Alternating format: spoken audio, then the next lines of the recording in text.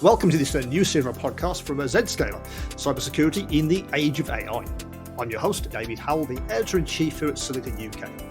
In an ever-evolving landscape of cybersecurity, where the digital battleground is fraught with unseen adversaries and lurking threats, a new paradigm has emerged, a paradigm that challenges conventional wisdom and beckons us to rethink our approach to safeguarding our digital assets. At the heart of this enigma lies the vigilant gaze of artificial intelligence, tasked with overseeing networks for anomalies, tirelessly scanning the digital landscape for signs of intrusions. But beyond the watchful eyes of AI lies a fundamental shift, a shift towards a new way of doing cybersecurity.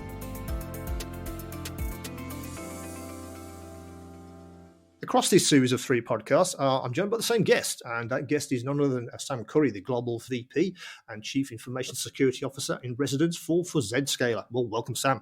Hi, David. Thanks for having me. Well, thanks for joining us, Sam. This series is absolutely timely. I think a lot of businesses are trying to unpack a lot of the stuff that we're going to be talking about, and I'm sure lots of Zscaler customers and the people you speak to are trying to unpack that as well. And I'm sure picking your brains on a daily basis about all of this stuff. Maybe it's a kickoff. Maybe a little bit about Zscaler, maybe just briefly, and also yourself. I always like to ask about our guests what your journey was, and maybe what your journey to Zscaler actually looked like. Maybe a little bit about Zscaler first, and then who's Sam? Yeah, so in the case of Zscaler, or sometimes Zscaler, depending on which continent or dialect of English you speak. Yes, I'm afraid so, yes. So the company is really about, I would say, digital transformation and helping companies really realize the benefits of that. But specifically, the term zero trust comes up an awful lot. Of course, yes. And this does tie into my personal journey, but we'll get to that afterwards. Okay. I think the way to think about it is enabling the business to connect and to allow access for only what's necessary when the business needs it. And that's the word only is the tough part in that, David. Yeah. It's to date, the history of IT has been one of intermaximal trust and maximal connectivity. It's Metcalfe's law written large. It says the more connections that you have, the more valuable the network is inherently, the more valuable every system on it is. And your typical IT department says, hey, I want less tickets open. I want them open for less time. In other words, I want as much uptime and as little grief for my customers as possible. So the way to do that is massive redundancy and overcorrection for connectivity. And you know what? That's done us pretty well for a long time. But the problem with that is that it's maximal connectivity, which means that it's a huge flat series of services and networks that the bad guy or bad actors can walk into, and then they have a field day. Once they're in, they're everywhere. They get past that crunchy exterior. They're everywhere. So what the company does is say, well, if we rethink it and we instead say, what if we simplify the IT infrastructure, the lower levels of the stack, and we make sure, yes, they're always there and they're always available. But we move up in the stack, the provisioning to the services, and we say, what if we only provision what you need when you need it? We can actually rethink the whole thing so that IT becomes faster, it becomes cheaper, it becomes easier to service, and frankly, it becomes less risky. And so you can have your cake and you can eat it too.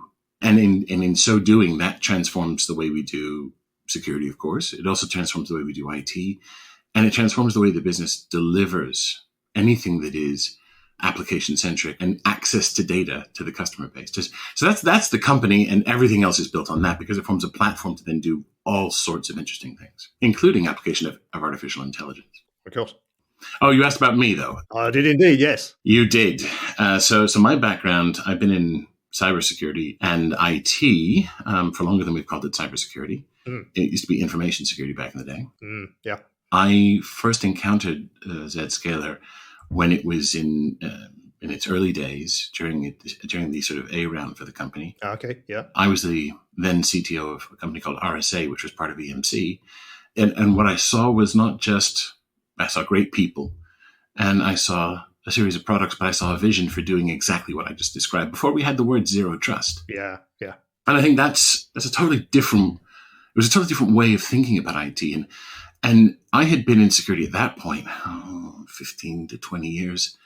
And my frustration was that I actually went to a conference and saw that we had spent, actually the projection was we were going to spend $150 million a year, $1 billion a year as an industry by 2016, I think it was. And I was like, how? We've spent $1 trillion in the last decade. The next person on stage said, there's those that have been hacked and those that don't know it. My brain just skittered sideways. I couldn't put the two together. And I said, well, I can't sit on my laurels. I have to make decisions on how to change that outcome. And today, we're at over 220 billion a year in cybersecurity. It is the single biggest part and spend of IT, and we spend $1 trillion every 5 years. So when I realized that a couple of months ago, I was blown away, because we are still hearing about massive attacks, especially ransomware now. Yeah, absolutely. But it seems to me your sort of journey, your background, it gives you more of a depth of insight than maybe a lot of people working in the sector, because you saw that before. Now we're talking about the integration of AI and cybersecurity and how those two interact, intersect, how the two, it seems to me, we're now at an age where those two things are symbiotic, and it's going to move forward at an accelerated rate, and businesses that can understand that as quickly as possible, they're going to be the winners. That's right. My journey was to make decisions about where I go based on how to tip the balance in favor of defenders and the infrastructure so we can enjoy the benefits of IT. But you're spot on. And I think we now are faced with an accelerating rate of disruptors in IT. They're not only are they bigger, but they're coming faster. And AI is one of those things, right? And so how we do IT is happening. But the crazy thing about cybersecurity is, unlike every other part of IT, we have an intelligent opponent. So it resists commoditization. It resists the tendency to suites. And there's always a new startup with a better mousetrap, because we need to catch more and more difficult to catch mice. Indeed. And that's not true in any other part of IT. We may have a disruptor with the cloud, or we may have a disruptor with new forms of computing or new technology. But by and large, we don't have, there's a ghost in the machine. There's a reminiscent of the anime film Ghost in the Shell. There's actually intelligence, and it has been to date carbon-based intelligence. Yeah. Now we have silicon-based intelligence emerging to assist it. In particular, I use the example sometimes of a hurricane in the meteorological system. It doesn't intelligently change its path to come and get you based on what you do. Or a disease in a biological system, but the diseases don't intelligently change, mind you, how they come after you based on the defenses you have. They adapt. Yeah, sure. But they don't intelligently adapt like a human brain does, or now an AI-assisted human brain. No, I think that's absolutely right. I think a lot of the stuff that you write about, particularly across your blog, you're often talking about next generation, and also that a lot of the stuff that we're talking about in this series, it's a moving target. It's moving forward at a rapid pace. So how do you defend against that?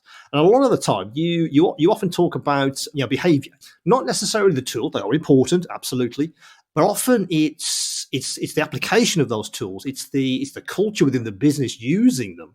It's also, I think, about perception. You often talk about how you look at a business itself and how it's behaving.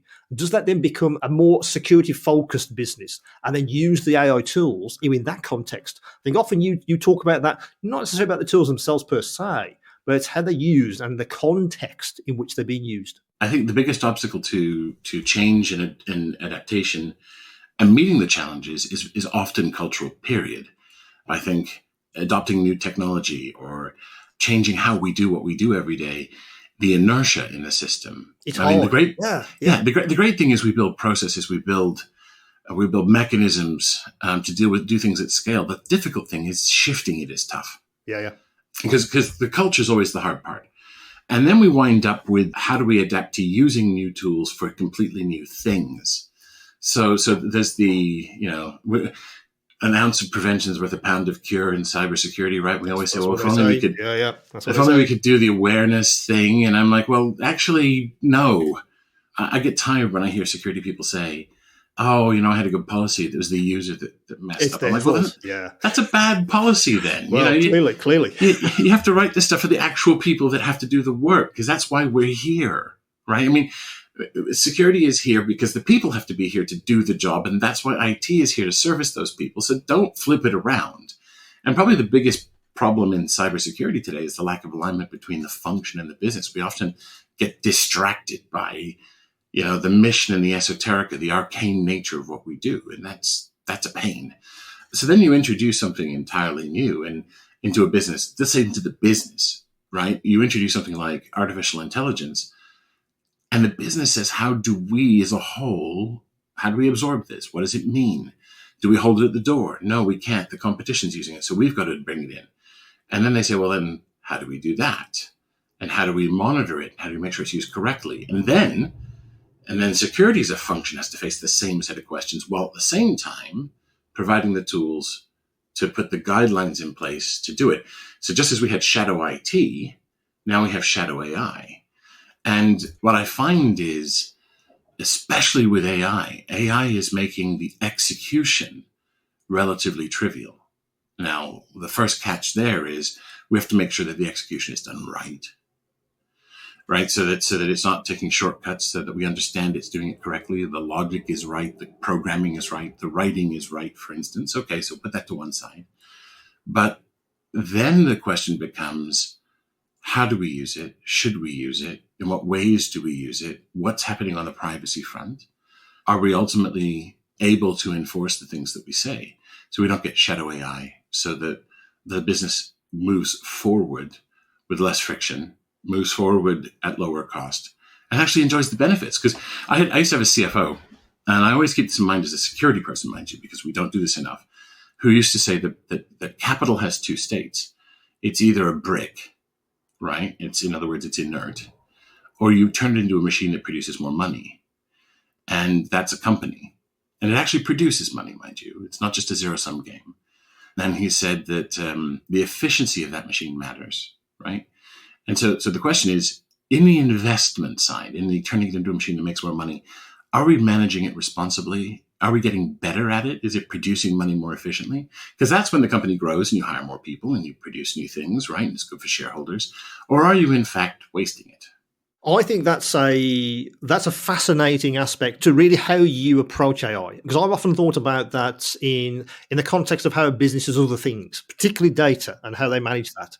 The whole idea of data governance, how that sits within your business, how you look after that, how you use it, how you extract tangible insights from those data sets. It seems to me AI is very similar in that respect, that you can look at that from a governance point of view. I say writing policies that actually work and that actually fit with your workforce, and they're not going to. It's not locking them down. They're not handcuffs on your workforce. Security has to be to a certain degree, but not to the point where you're going to find ways around it because it's too hard.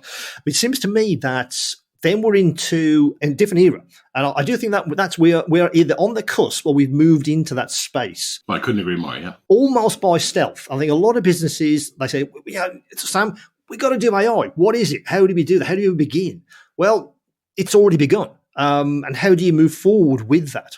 Yes, there's buzzwords like negative trust, which I want to talk about in a little bit because that's an interesting one. I'm guilty of that one. So. Absolutely, yes, and that's an interest. I would encourage everyone to go and read that blog if you after you've listened to us, of course, because zero trust, etc., has kind of grabbed the limelight, hasn't it? It's we need to do that. Mm-hmm. If we do and that, it's been around for a while now. Absolutely, and we've done. That's it. We've done security. Move on. Well, not really. You've made a very good and a positive step towards that, but then we throw in AI into the mix, into the conversation. That's a very different conversation, it seems to me. And then I think you may have coined it negative trust. I did, yeah. So let's unpack that a little bit, because I think that's an interesting wrinkle on what zero trust is today, particularly if we put that in the equation of AI and cybersecurity. Yeah, I'm reminded of when Einstein was asked what the next war would be fought with, and he said, I don't know, but I know the next one will be fought with, I think he said sticks and stones, and someone out there is screaming because I'm paraphrasing it wrong. I think that rarely do we see advances in technology end something fundamental to human nature like conflict. It doesn't happen, right? I was asked once at RSA conference, I was asked by a journalist, when will we finally solve this security problem? And I thought, what an odd question. And so the not generous side of me thought, well, when will we finally solve, cancer, world hunger? When will we finally solve war? The generous side of me thought, when does it become a manageable thing that we sort of take for granted and we move on? Like when does food scarcity become a thing where the human species no longer has to worry about it? That's a more interesting question, right? Because we can work towards that. Or when we defeat a disease, when does polio become, something that the human species doesn't have to wake up as a nightmare every day, right? And I think we can get to that point. I think we can manage it to acceptable levels because it is a reflection of human tendencies. The machines themselves are immaterial. And so I think to some degree, the desire to break, the desire to hack, the desire to test the limits and the boundaries, especially for profit or to achieve aims in by other means, right? I think that's in human nature. And so then along come new ways of doing it. So I don't think the introduction, for instance, of new weapons made the battlefield go away. But what we hope is that it changes the way that battles are fought so there are less of them. And no technology is inherently good or bad. If you've seen the film Oppenheimer, it led to horrors, right? I mean, the fear of nuclear war with really breaking apart the atom, but it also led to things like radiology and medicine, right? And so on. And I know these are controversial subjects, but this is what human existence of us individually and collectively is about. And that's what's happening right now because the internet and digital existence is so fundamental to everything we do. And so now you introduce artificial intelligence into this and it changes the landscape again. And I think in the short term, what we're going to see is big advances in using these for weapons. But in the medium and long term, I think we're going to see many, many more opportunities to use them in defense. Now, you asked about negative trust. So if we went from a world, as I said at the beginning of our conversation, of maximal trust, and zero trust is really about having less and less trust over time in the network and systems, less inherent trust. So you only allow and grant access, which is proportional to trust. That's what we mean. When it's needed for as long as it's needed by the business or the organization's mission or what have you, in the case of a government, for instance. Now, negative trust flips over and looks at the attackers. And it says, when they do compromise something somewhere, they should be scared to take a move. So let's say they compromise a machine. And so they get onto your laptop and they say, okay, I want to use your identity credentials. Well, why is there only one set of credentials on that machine? Now, the answer to that, by the way, is because usually you're the only user, or maybe a few family members. But what if we actually put in the repositories where your identity is, what if we put 10 other people's that don't exist? And so the hacker looks at it and goes, well, which one of these is David? And if they use the real Davids, then, okay, they get to the next stage. But if they use one of the 10 false ones, then we actually render something that looks exactly what they would expect to see, but an alarm bell goes off in defense. And if they go to the machines they might access, maybe instead of one machine, there's 10, of which 9 are not real. So in other words, we tie them up in virtual worlds. We slow them down. But so that in the race of bad attackers versus good defenders, you slow their race down and you accelerate the defenders. And so you think of that landscape they traverse, and you're introducing tripwires and lures and baits. Yeah, you're using the tools that, in effect, they're using to infiltrate your system against themselves. Right, but you're actually making the landscape itself fundamentally hostile. So this is the next level of deception technologies, right? So that world is one of negative trust for the opponent. And if you do this right, so if you go through a transformation, you say, no more maximal trust. Now it's only the trust that we need, only the access that we need. Yeah.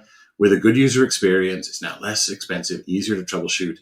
Now we can have some fun at their expense. Yeah, absolutely. And now you can use AI, by the way, absolutely, to do this far more effectively than deception was done in first generation deception technology, because it can emulate real people. Absolutely. And that's the interesting stuff that's on really on the cutting edge, it seems to me. We're talking about AI as a tool for, say, a business. At the moment, it's, slam the door shut, build bunkers around your systems and your people, etc., to stop them getting in. Well, they're going to get in, guys. And if yes, they are somewhere. They're going to get in. So once you flip that in your mind and you appreciate that, then the AI systems that you can put onto your cybersecurity then become, that's the deterrence.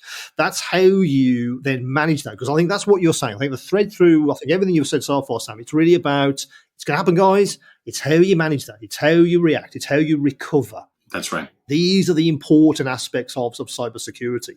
If you can get that right, then you will have minimal impact and you'll be able to recover. And that's really the end game that we're talking about here. Is there some misunderstanding there? Do people feel that, okay, so we're going to put AI onto our cybersecurity? Does the AI then become an overlord? Does it become an all-seeing eye?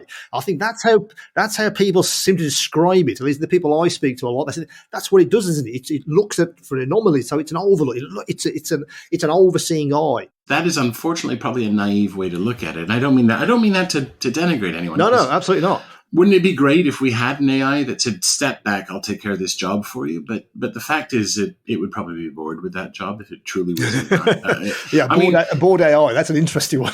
Well, so it's Marvin, the paranoid android from Hitchhiker's Guide, right? It's when you think of it, if you really built an AI that could think like us and live in a sense from an intellectual perspective, and then we would say, could you please do this job? Right? It'd be like, but I can write poetry. And you're like, yeah, but could you please watch the scope? All right. I'm joking there, but only to a certain point. I'm not interested in the big pulsing brains at this point. So I had a chance to meet Garry Kasparov in 2018, the chess player. And he told a fascinating story. He said that the very first time he lost to Deep Blue, the chess game, he said he was absolutely demoralized. And he rallied, he came back, he thrashed it, he beat it more than he lost. And then a little while later, he lost more than he won. Yeah. And he was like, And he said that after a while, chess was dominated for about 10 years by machine-assisted humans. It was a combination of carbon brains and silicon brains that absolutely owned the chess world for a while. And I think that that's the phase we're going into is the first point. Now, the second point is there's two types of AI. There's the inductive one. Give us the data, and this super pulsating brain will figure out what you need to know. And we're used to that because that's what we get sold by startups. And that's what we get sold by the big data aggregators. But that's actually not interesting.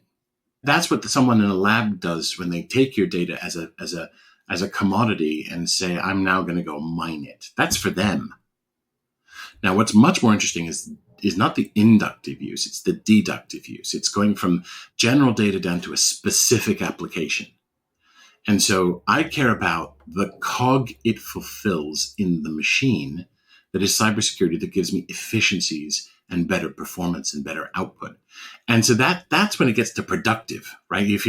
Gartner has a hype cycle thing, right? Where it gets all this froth. There's this massive wave of frothy excitement. And then it gets down into this trough of disillusionment, I think they call it. And that's where everyone goes, oh, it's not all that. Well, that's because that all that excitement about, well, it could replace our jobs goes away. And instead it gets up to this, what they call a plateau of productivity, where it gets kind of boring. But that's where it actually produces results. And that is the key. And that's where it's actually interesting to us who care about the machine that is more efficient, the business machine that produces more money, less risk, lower cost, right? That's where AI does the job of security with us better. Rather than here's AI and it's going to do the security job. That will happen one day, because in chess, eventually the machines played better than anything. But Garry Kasparov said that it took like 10 years. 10 years is a long time in the world of chess. And chessboard, for all that it's a complex game with a large number space, is an 8x8 grid. That is not the same thing as the domain of conflict for cybersecurity, which is much bigger. And so we're headed into a world where for a while, it'll be machine-assisted humans. That's an interesting function. And cogs in the machine that are performed by specialized AI and machine learning. Yeah, I think I think where we are at the moment, that's exactly it, Sam. We're entering an era where these kinds of AI-driven cybersecurity solutions are absolutely augmenting humans. Ultimately, it's still you and I looking at the data and making decisions. The AI is an assistant. That's where we are at the moment. And that transition will happen, by the way, with those assistants. It will start with the assistant helping you with some functions, and those functions growing and eventually becoming, I suppose, your digital friend, which would have made Alan Turing very happy once upon a time. Certainly would. Yes, indeed. Yeah, he wanted his Christopher. Right. This you'll have that, but it's not today. That phase that we're going into is actually exciting for changing the cyber game. But it's ultimately then the end game for all of this. Then, do you feel it will eventually be who has the best AI? Black hat, white hat. Who has the best? Slug it out, and if the black hat wins, you get an intrusion. If you win, you don't. No, I don't. I don't think there is an end game. I don't think it's a finite game. I think it's an infinite game. Mm. And the more we remember it's an infinite game and get away from this, when will we finally solve the security problem? The more we think about how do we get to a state that is that plateau of productivity where losses are at an acceptable level, where the chance of an incident is an acceptable level, where the damage from one incident is down to, you know what, you do get a ransomware outbreak and the maximum damage you can get from it is $50. And the chance of it happening is 0.001%. That world sounds way better than it is today. Yeah. Right? And aiming for that through progressive incremental advances, you say, you know what, it is inevitable that you have an infrastructure compromise somewhere like a machine or like an identity, but the meaning of it is not what it is today. But having a fundamental information compromise where you lose privacy information or intellectual property, that those days are long gone and in the past, that's attainable. So is there a change then in, I guess, how we build businesses, how we look at their infrastructure, how we connect digital assets together? We have to change those maybe fundamentally to make them ultimately more secure. Then we factor in AI, and that helps us then to make these new environments, these new structures, these new infrastructure of whatever it's going to be, infinitely more secure, because we've taken the best bits of AI, the best bits of humans, and say, okay, if that's what we have, that's where we are with our security and our defenses. Well, okay, let's build our business to utilize those tools and those defenses, not the other way around, not to try and shoehorn in the AI to defend a business which you have at the moment. The structures, it is what it is, and that's kind of how we do it. Rock to crack a nut. Well, really, we need to change the nut, don't we? We do. So actually, let's characterize that in two different ways. I think you've got architectural changes that change the landscape, and then you've got incremental advantages. Yeah. Right? The architectural changes are things like zero trust. They change the way we do the layout of security. And there's a wonderful example from SETI we might talk about in a minute. But you fundamentally change the way you do security. So instead of just stacking, I used to have a CFO who I asked him what every department wants from him in budget. And he went through each department. One wants marketing money, one wants new developers. And of cybersecurity, he said, you want toys and you never get back your old toys. Okay. Which is damning, right? Yeah. So how do you change that? And then the other thing you get is incremental improvements. Indeed. And incremental improvements on the right architecture get you to wonderful places. They can be transformative. They can be. You say an increment, but a small increment can have a huge difference. But small increments piled up can go wonderful places. But if you do it on the wrong base, you're in trouble. Absolutely. So artificial intelligence applied to traditional architectures is not going to keep up with what the bad guys are doing. But if you switch to something like zero trust and do it, you'll go amazing places. And so the reason I say that is, if you're expecting simply taking artificial intelligence and having an architectural breakthrough, it's not going to happen. You can't just do a flat network and put architectural, and put an AI on it and expect it to revolutionize the way you do security. You likewise can't do a flat network as a service, which is just lift and shift to the cloud and have everything still flat and accessible, just deliver with higher reliability as a service. That doesn't help anyone if you then go and put AI on top of it. It's not going to work. It doesn't change. But if you and there's another example from gaming, by the way, here, which is Go, the game of Go. Yeah, indeed. The Atlantic had an article about how AI introduced entirely new ways of playing that not just blew away, but actually scared the grandmasters of Go, and said they didn't understand the opening moves. They were coming in totally different ways and thrashed them.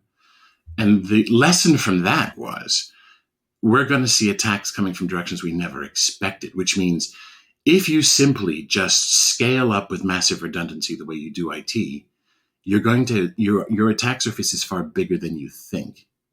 You have to be removing options from the board for the AIs or anyone, AI-assisted humans, for instance, to attack. In other words, you have to become less visible online. You have to remove the attack surface and some of that inherent trust. The access has to go down, the default access, or else it's a giant series of kick me signs stretching to infinity. Yes, absolutely. I think that's what's happening with a lot of businesses. They're looking at that, I think, as we speak. I see a lot of businesses looking at particularly their IT stacks, again, trying to remove complexity, trying to reduce their footprint, etc. And that can only be good for security. Absolutely. I think that's an absolute given.